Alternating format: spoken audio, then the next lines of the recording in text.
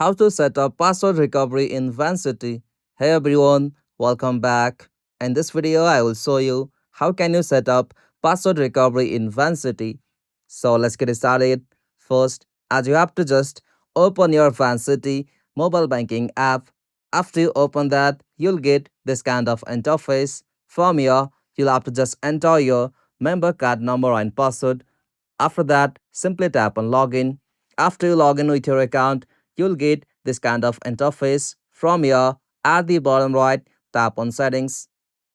From settings section, at the bottom, you can get the option for security. Simply tap on that. After you come on the security section, you'll have to come on the section password reset and from there, tap on reset question. After that, choose your request question from here. Now from there, you'll have to just provide an answer. Like your answer must be over 4 characters. After that, simply tap on save change. After you tap on that, you'll be able to add an recovery method on your Vancity account. If you found this video helpful, please make sure to like and subscribe for more videos like this. Thanks for watching. Have a good day.